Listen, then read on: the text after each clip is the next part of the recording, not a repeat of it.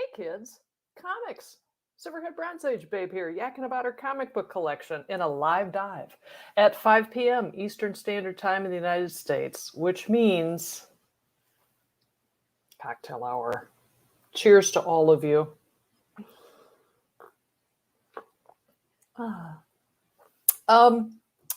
The the reason for this live dive is because I have been adding to the collection with a focus on my interest in second wave feminism. So if you guys, I know it can be a tough haul to kind of buy into that, but stick with me here. I thought what I would do is kind of, rather than have several little videos talking about each thing, I was like, why don't I do it all in one time? One and done. And that way it can be not only on my YouTube page for posterity, but also I get to drink a beer while I'm doing it, because that just seems like a fun way to do a video. So what started all of this? I finally got an issue, this copy of Back Issue magazine. For my friends who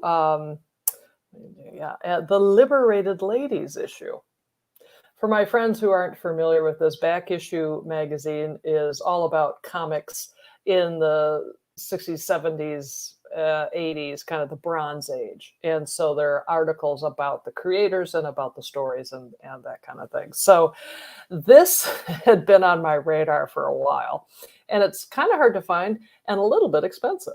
But I finally got it, and oh my goodness. So first of all, let me just say that the image on the cover is a character named Big Barda, and she was created by the legendary Jack Kirby. She was a secondary character in a book called Mr. Miracle, and very famous character, and one very much beloved. This image of her is not a Jack Kirby image. I'm going to be honest with you. I toyed with the idea of, as the little icon on this is just to have that Liberated Ladies. But I seriously thought YouTube might like trash me for it. And I didn't want to do it. So here we are. So Werewolf by Lunchtime. Good love you, buddy. Gee, 5 a.m. down under. I can't thank you enough, and I hope you are well. It's good to see you. So this issue, one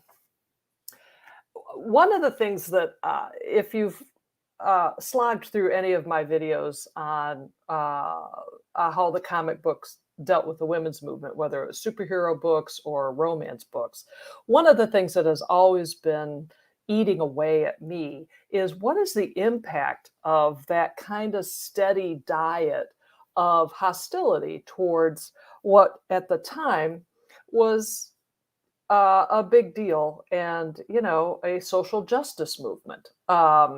And if the comic books aren't about social justice, well, tell that to Superman in his first issue, where he, I think, solved 3 crimes. Basically, he has always been a social justice warrior, whether you like it or not. So my, it's like, God, but what did the impact of that have on, say, 10 to 12-year-olds or 15-year-old, 10 to 15-year-old people? And in reading the editor's note on this, I think I have maybe an answer to that. Magic Lasso, hello. Good to see you. I'm so glad you're here.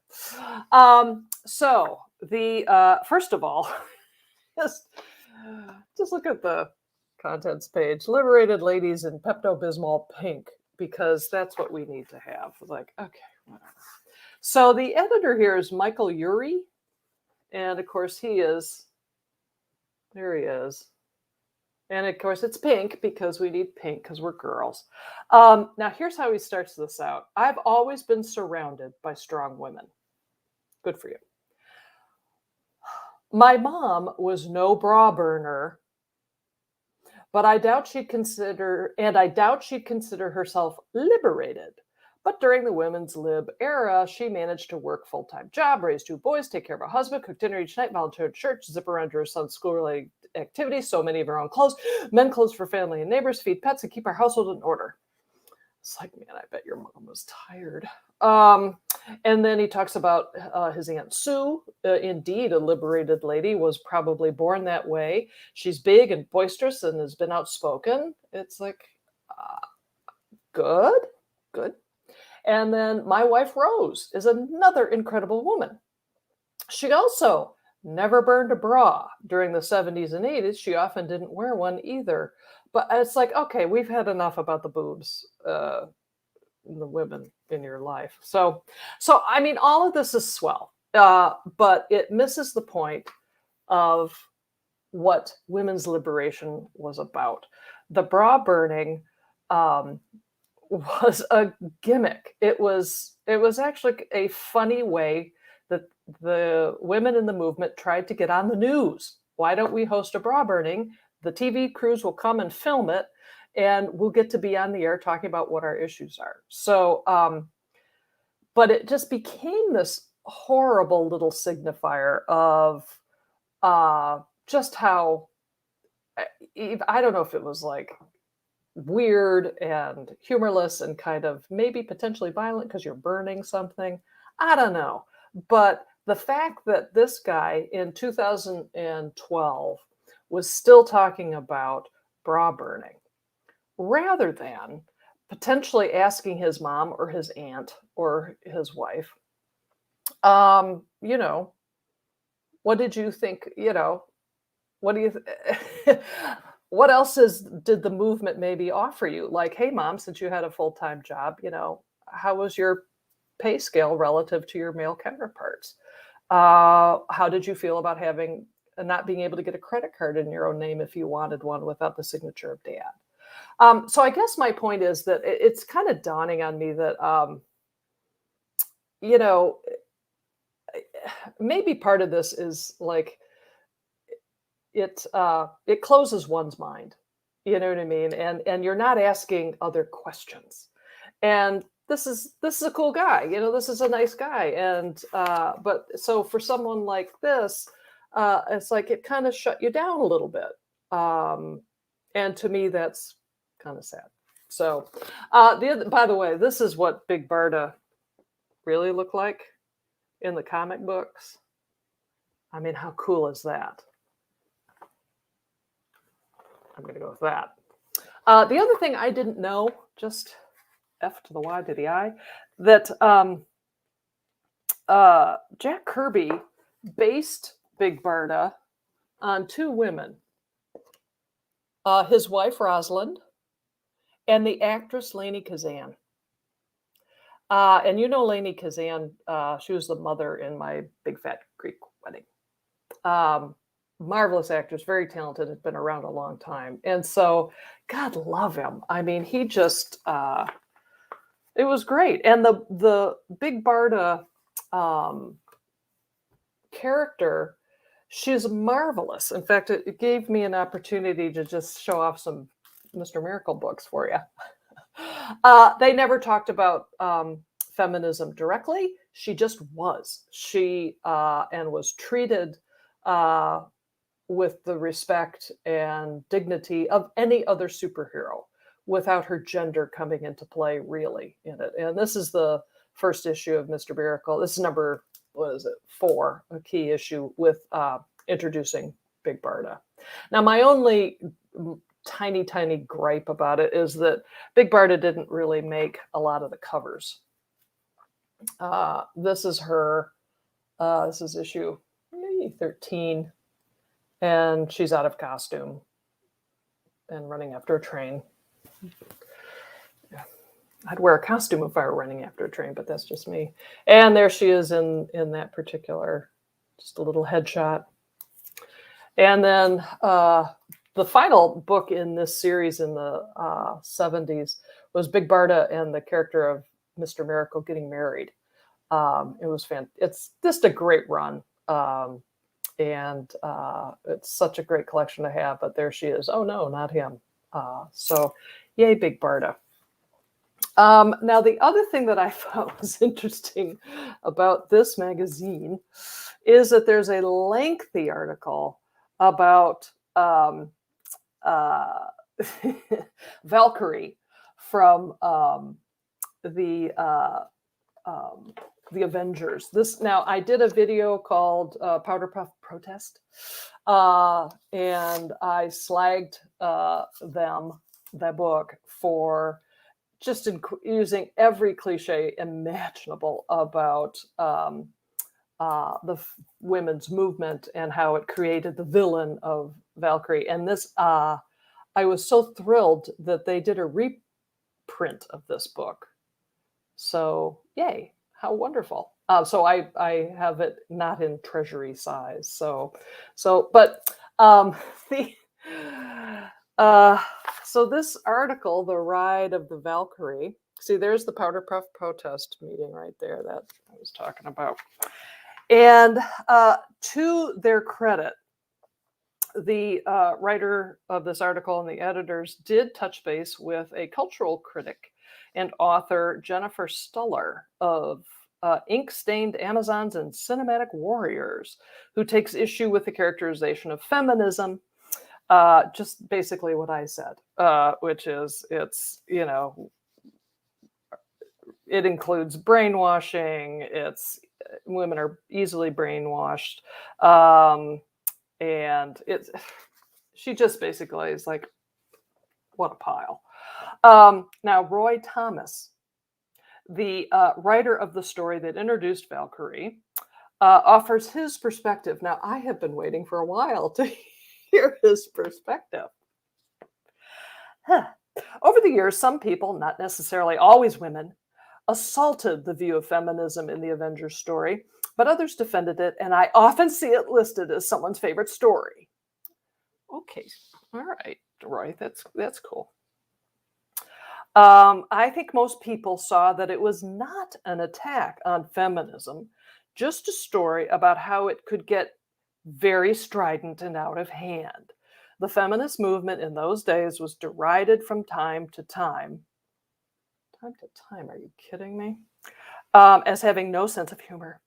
But of course, that was done partly because feminism wasn't taken as seriously in some quarters as, say, the civil rights movement. I don't recall people saying, for instance, that African Americans should have a sense of humor about their situation.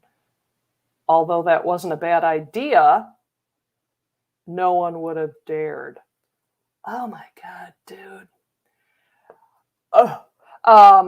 Stuller, they go back to the feminist critic who laments, for me, these moments feel like tokens and are negated by the fact that ultimately feminism, or the women's lib movement, was depicted as politics that dupe women and are not to be taken seriously. So, well, that answered a question that I had long had about, when called out, what would a creator of that kind of material say about it? And I guess I shouldn't be surprised. That's what he had to say about it. Magic Lasso, yes, Defenders. I'm getting to that. So I also picked up The Incredible Hulk, where Valkyrie made a return. She was still, I think it's a different person, but still the same angry, man-hating, violent machine that's just going after chauvinists. Okay. And then she appeared in The Defenders. Okay, and I actually, because of that magazine, I went out and I found a copy, and it's coverless, which is good because it was cheaper because this is a famous issue. So I just wanted to read it so I get it, at less money. And so this is the one where she joins the Defenders. And I have to say, it is, it's an improvement on the character. There's still a little bit of a moment was missed. At one point, somebody tells her, "It is said that you hate men." And she says, I do not, I had to write, I have notes. That's what I'm looking at. I do not hate men. I merely know I'm as good as they are. Okay. Or maybe it would have been even more powerful that, I know we are equal, men as the standard against which everything else is judged. It's like, all right, whatever. But getting a little better, so good on them. And then I did pick up a couple other books where she's I just love the covers, by the way. I think these, for someone who doesn't have Marvel comic books, it's really fun to have them. Oh yeah, and here's the Defenders, where she apparently goes to Asgard. By this time, I am completely lost because I haven't read them sequentially. But I love the cover and I love the image of her. There's no mention of feminism. There's no mention of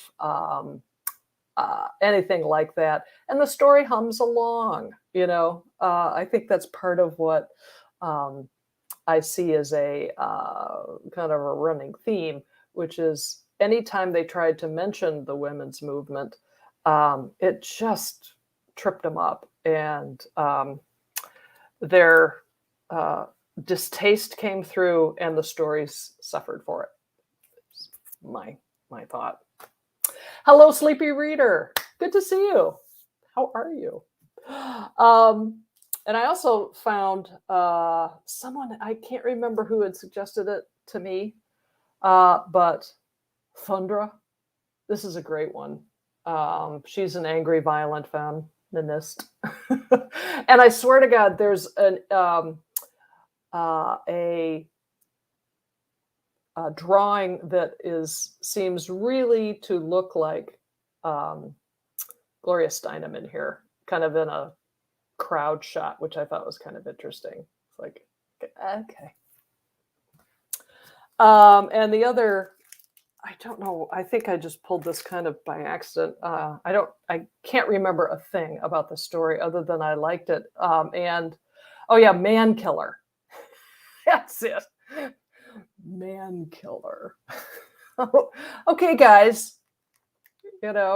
So again, this stuff just kind of is oozing forth, and again, what impact is it having on readers? And the thing is,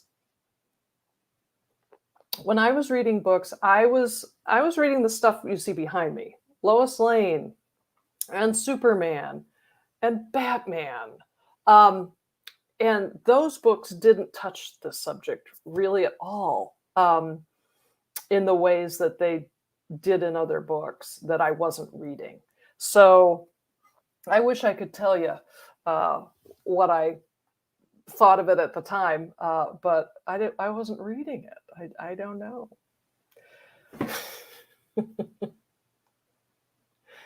Yes, we are. We're terrifying, and we're going to make your life a living hell. Larissa, hello. How are you? Welcome. Thank you so much for joining me. I really appreciate it. I do. The other character that back issue talked about was something I remember seeing back in the day, but I didn't have any of them.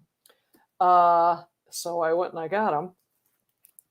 Is this character, Starfire, a woman rebel in an enslaved world.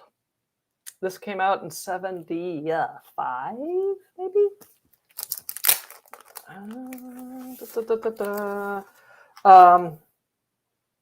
Wrong. 76. And it was an attempt by DC to kind of capture the Red Sonja market. Like, gee, swords and whatever. Let's go see if we can have one of our own. And instead of swords and sorcery, we'll have swords and science fiction. So they tried to do a sci-fi kind of thing with that. I'm just now noticing it. Does that look like a Starfleet, kind of a Starfleet thing up there? This one is, this is really unusual and not so great.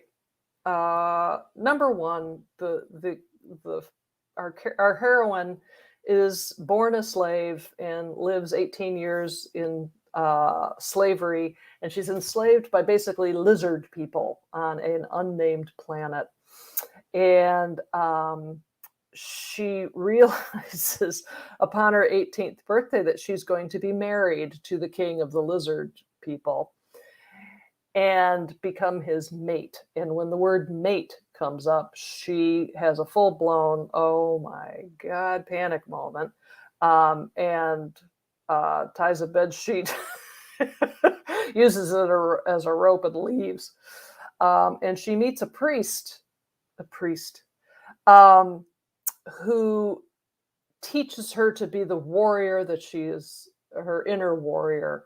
And oh God, it's really kind of that to me was like, oh, you're kidding me. A boy has to teach her how to be, the woman she's always been. To answer your question, Magic Lasso, let me see. The writer is David Michelini, Micheline. Mike Vosberg and Robert Smith are the artists, and Joe Orlando is the editor. And Joe Orlando is one of my favorite editors back in the day. By the way, hi, Tim, comic collector. How are you? Thanks for coming. What do you know? Okay, let's see here. Okay, so anyway, she escapes because she doesn't want to have marital relations with those guys. And she meets this guy. That's a priest. He takes her to somewhere and teaches her all about how to be a warrior. And then she has amazing skills and wonderful. It's basically Spartacus. It's kind of Spartacus. So sadly, the bad guys catch up with them, and she is, they kill the priest, who's, by the way, become her boyfriend now and her lover. So yay, good for you, I guess. And she ends up killing the head of that clan who she was supposed to be married to, which is really unusual for comic book stories back then, I think. And I was curious to see if the letters to the editor would have anyone say, really, is that super heroic? But no one didn't bother a soul, I guess. So the thing that just really strikes me about this book is that it's the threat of sexual violence really is the driving force behind the origin story and also the series. She's got she has some ex-slaves who are on the run with her, and they're all men, and they all are at one point, I think a couple of them try and grab her and to have a little happy sexy time, and she fights them off. So I mean, it just it's kind of gross. It just, I was like, unnecessary. And Gray Man, how are you? Good to see you. So here's some more Starfire. So David Michelini wrote the first 2 episodes of this, first 2 books. And they're not bad, I mean, if you can overlook, but the sexual violence stuff just keeps coming back and coming back. He's replaced in this one by, I think, hold on, I'll find it. Oh, Elliot S. Magan. So they replaced, so Elliot wrote 2 of these. This is issue number 4. And there's a great villainess character that they introduce in this one. And I'm going to ruin it for you. There she is. I hate males.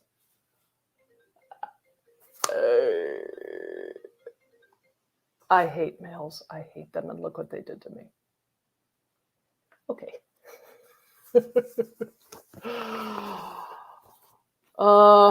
So yeah, Starfire. And it only lasted 6 issues. By this time, and they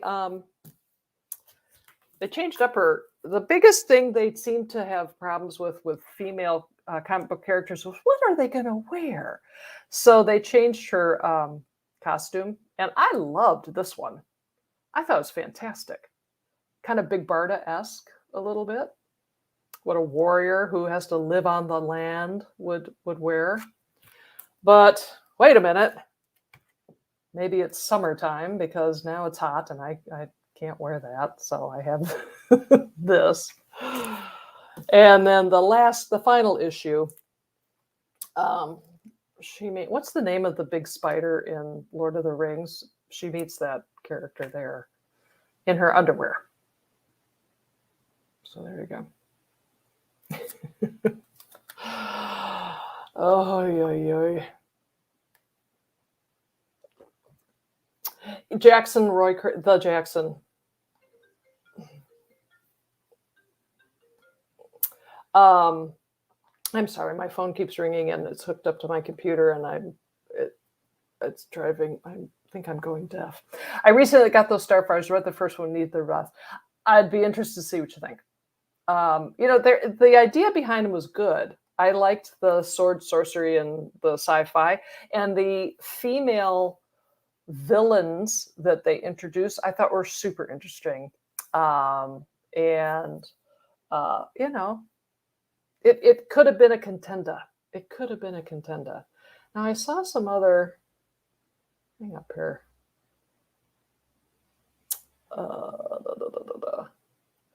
Comics Quest, hello. Thank you for joining us. The comic wall is impressive. Thank you. Some of my treasures. The CGC books you see behind me, I actually paid money to send my books off to CGC to have them frame them for me. And the Dead Man behind me, just so as you know, I've been on a little bit of a binge at the Neil Adams shop.com. Also, I watch his auctions on Facebook. He also does them on Instagram twice a week. And so I bought that one as part of a mystery box. And I also have I did a commission. Neil Adams fell ill earlier this year with sepsis, and we almost lost him. And it just made me think, I've always wanted to get some Neil Adams original art. I better do it now. So that's why it's there. Let's see. Wait, before I keep going. Yeah, see, Grayman's forgot the spider name too. She's not really a fan of Silverhaired, but do you have? I don't own any ISIS comic books. Probably because I remember the TV show, Almighty ISIS. And back then it was a joke. So, but if you let me know what ones, if there's a particular issue or run of issues that you think are worthwhile, I'd love to check them out and add it to the collection, because this, going back in time and looking at Bronze Age babes has been kind of interesting. La Raza, Neil Adams, Dead Man is the best. Well, it's what he made his bones drawing Dead Man. And I've always loved the character, and I couldn't stop without getting an original Dead Man from Neil Adams. So there you go. Yeah, he had sepsis earlier this year. We almost lost him. And if you go to Facebook and search under Neil Adams, you'll see those videos of the auctions and sales that they run out of Continuity Studios. His daughters kind of take the reins there. And last night he was on with his daughters, and it's still Neil Adams. You know, he doesn't look terribly well, but he's getting better. But he was talking about his hair. And he's like, I think I'm losing my hair. And everyone knows that I have the best hair in comics. So, oh, come on, man. SHBAB is the spider. Any relation? Dude, you crack me up. No.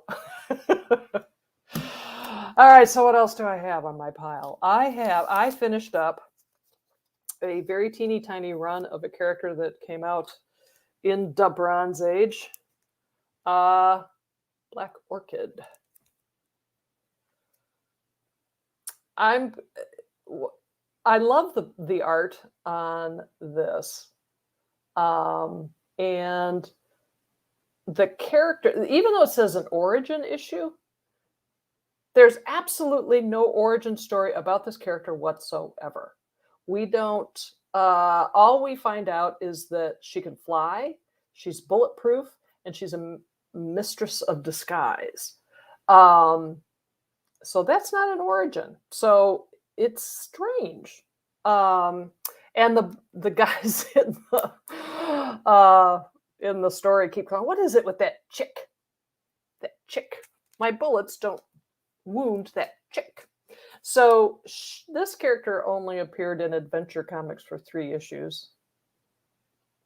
Again, the cover is really I really like the cover art on this stuff.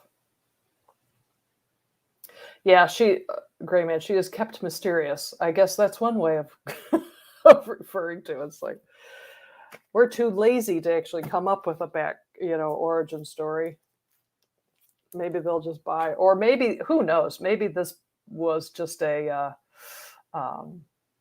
filler piece. The Jackson Roy Kurt, she's Batman. I actually thought she's Kryptonian. My theory was that she was Kryptonian because bullets didn't bother her at all. So no, I thought that would be interesting. Black, oh wait, La Raza. Black Orchid Vertigo run is lovely. Oh, perfect.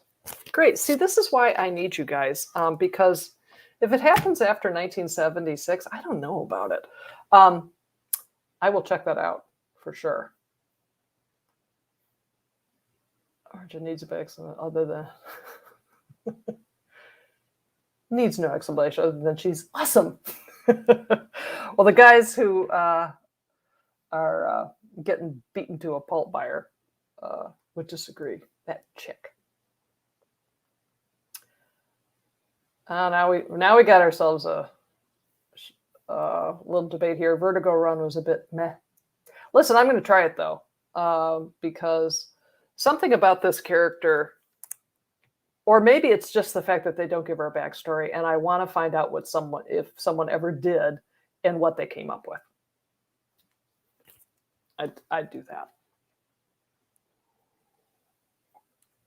All right, now you're all going to fall out of your chairs. I show you more Marvel comic books. I did it. Shanna, the She-Devil. Now this is her first issue, and it's a key book. And because I didn't know if I'd like it, I went and bought like the most economical copy I could find. I love this book. I absolutely adore it. Now this is how you do an origin story. It is, I think about, it's like how they packed this much exposition, yet drama and storytelling into one little wee comic book. I don't know how they did it, but it's fantastic. She's a vet, a rich vet who specializes in big animals. And after some hooligans murdered big cats at her big city zoo, she saved 2 leopard cubs. You see them on the cover there. And the outfit that she's wearing, I love this detail. It's actually the skin of their deceased mother. And she did that so that when she takes them back to Africa to release them into the wild, that she can help them make that transition. So if I wear their mother's coat, I don't know, but it's just, I love everything about it. And this is not, nothing about this. They don't have, at least up until a point, they have no mention of I am woman, hear me roar. Anything you could do, I could do better.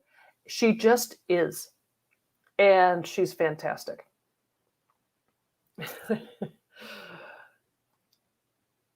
Yep. Totally. I mean, I had so much fun reading these books. I really did. Big fan. Now by issue, whatever this issue, what is this issue? This is number 3. The letters to the editor, began to come in. And so they started a letters to the editor column.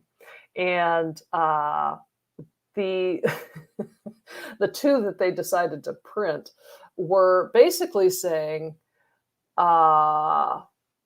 it's good. Now just don't go down that women's lib road, because we're sick of those women's libbers, but this is good. Wait, I gotta go back. Hey, brother, don't eat her. That's fun. I know. It's just those kind of details that make comic books fun, isn't it? So, the people loved the book, according to the letters to the editor. Who wrote her? Wait. I'm going to show this.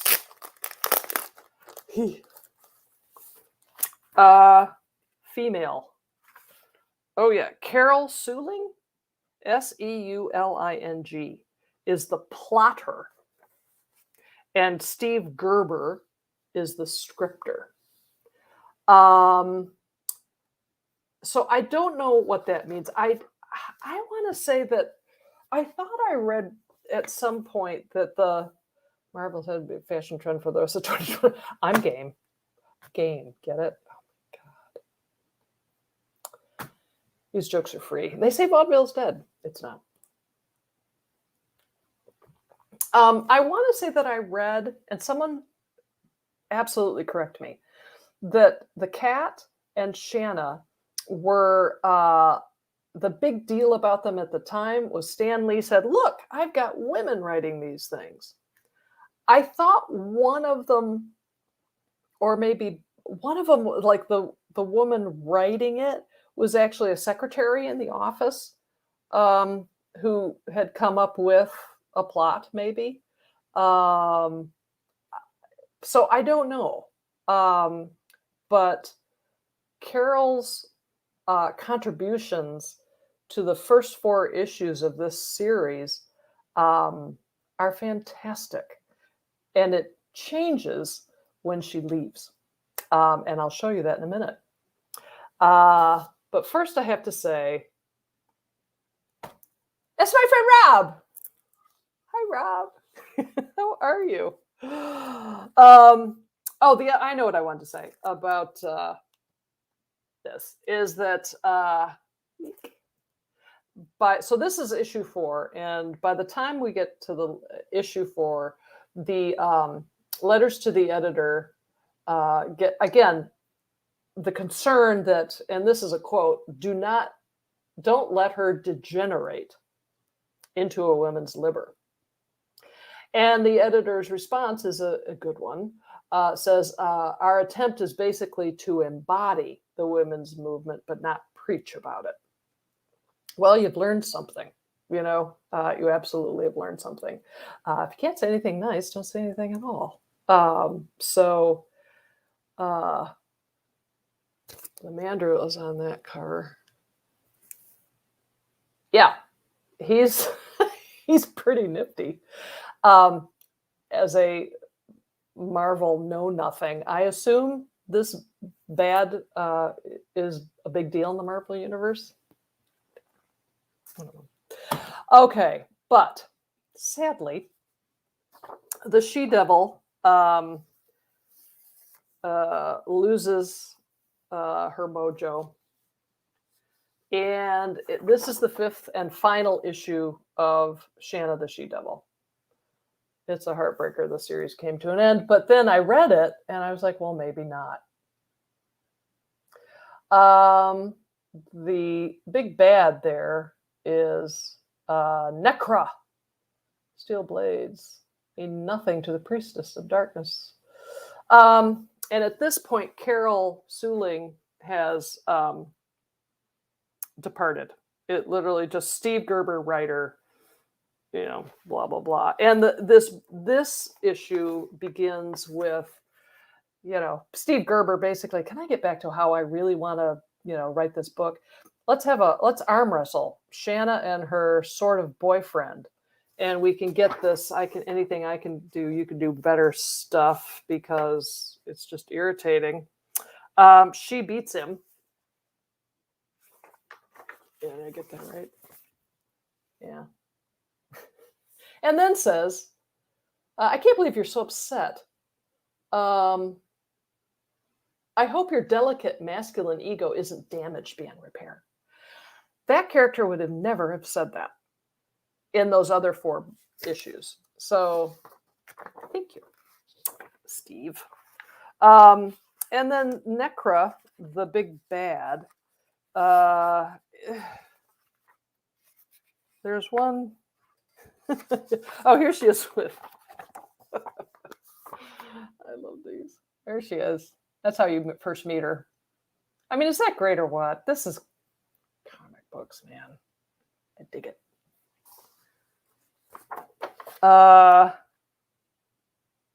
And she is. Here we go.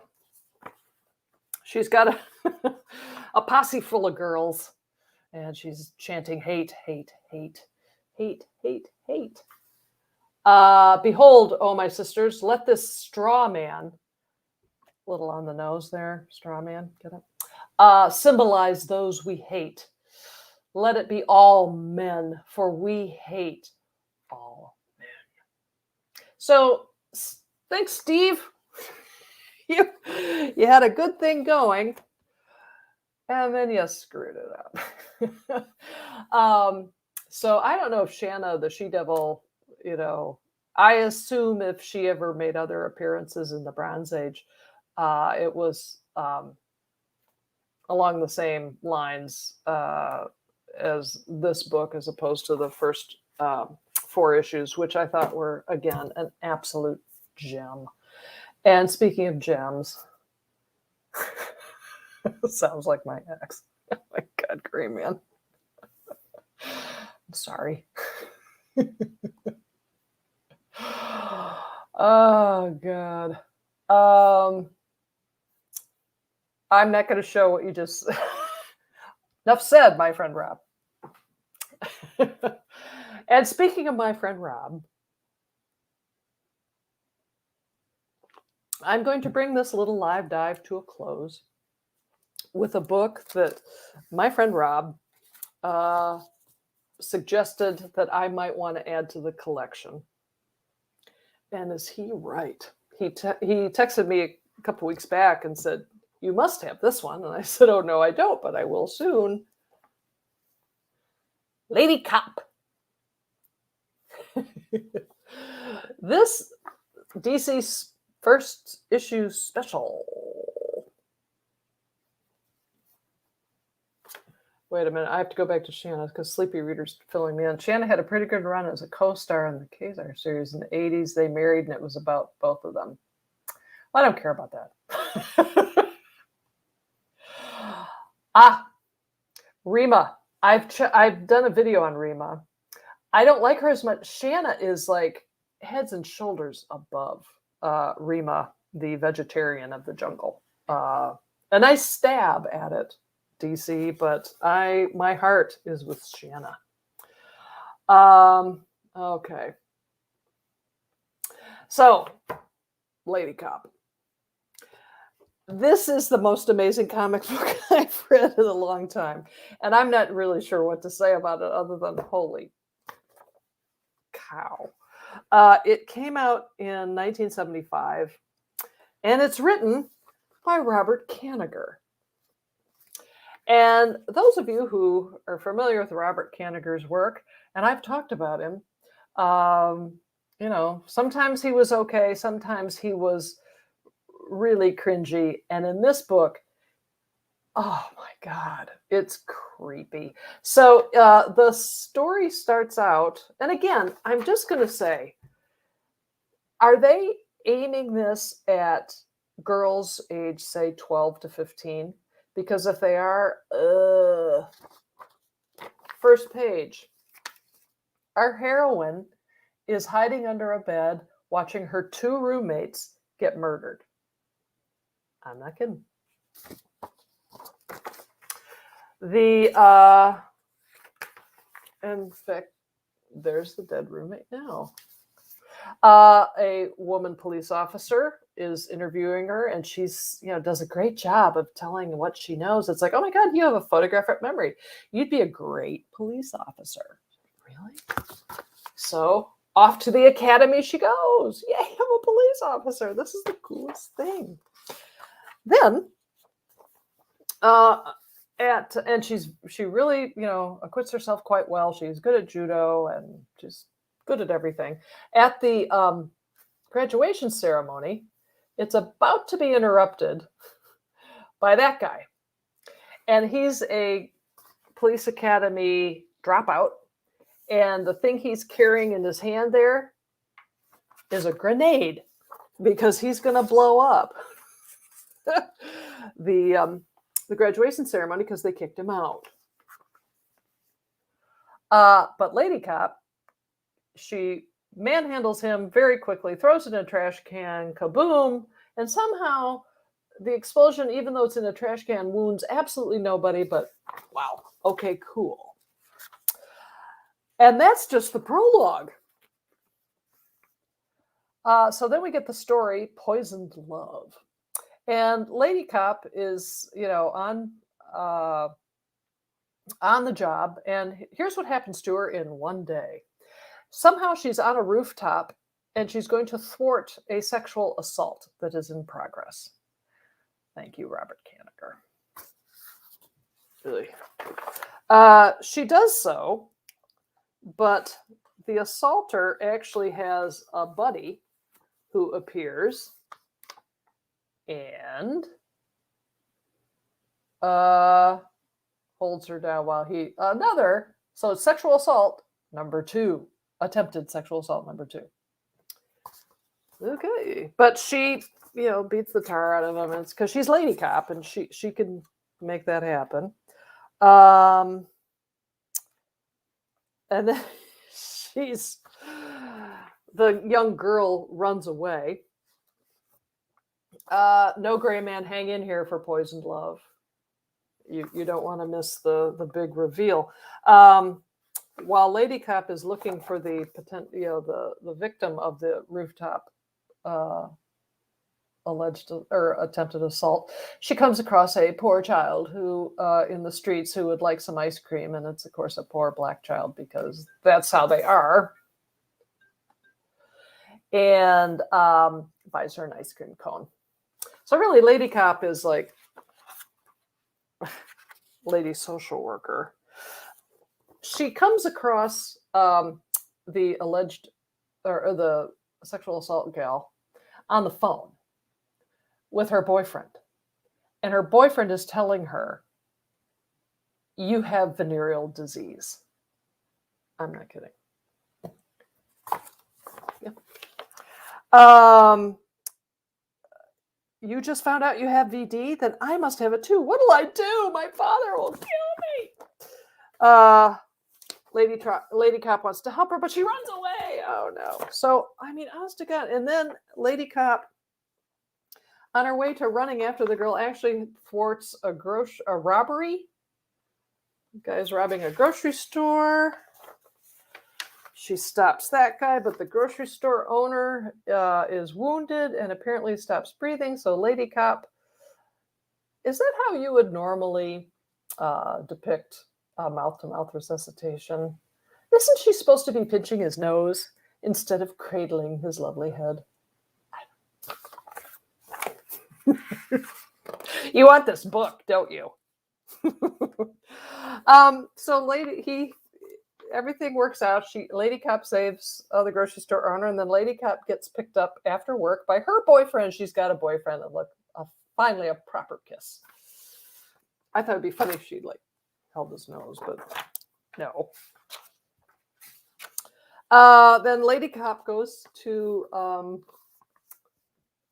the beach with hot boyfriend, and they're having a wonderful time, except Lady Cop can't stop thinking I can't stop thinking of finding the killer of my roommates. Oh, right. The reason you became a cop in the first place.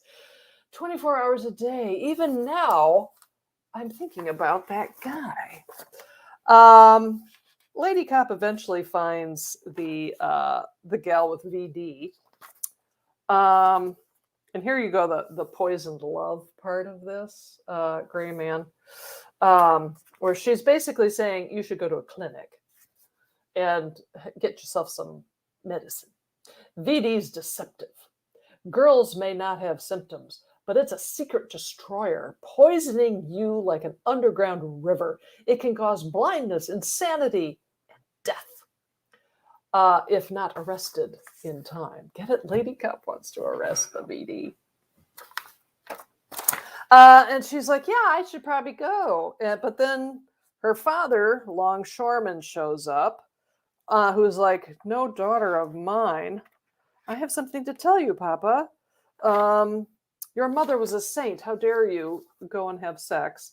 And Papa's about to slug his daughter, but Lady Cop gets in the way and gets slugged instead. But Lady Cop is like, hey, that's fine. I can take a punch. And she says, Nina isn't an animal to be whipped. She's the flesh and blood of your wife, too. What would your wife do if she were here? Would she drive her own daughter away?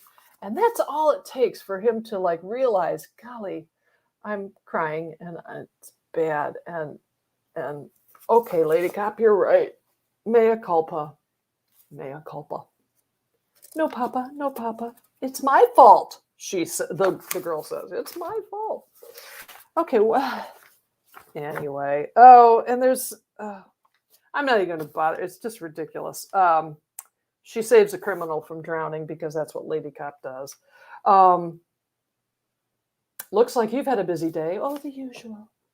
And then the next day, Lady Cop wanders the streets and thinks to herself, I wonder if I'll ever find the killer in boots. And sadly, so ends Lady Cop. Lady Cop never makes another appearance, as far as I know. But this has to be one of the most remarkable books in my collection. And my friend Rob, I can't thank you enough for pointing me in the direction of Lady Cop, because this is fantastic. Jackson Roy Kirk. Yeah, I know. It feels like it's going on for 100 pages, but it's not. No. So there you go. That's what I have new in the collection. Talking Bronze Age babes. If anyone has any other suggestions for books that I can add to my collection that talk about kind of all of this stuff and how it melds in with the 70s and the times they were produced, I'd love to hear it. Thank you all so much for stopping by. And this has been fun. I have to go though, because the Wi-Fi hotspot keeps calling, and I'm not sure why. Other than the fact that it's closing in on 6 o'clock, and I think we're supposed to have company for dinner, like in 6 minutes. So maybe I ought to go. Thank you all so much. Again, thanks for stopping by, and I'll see you next time.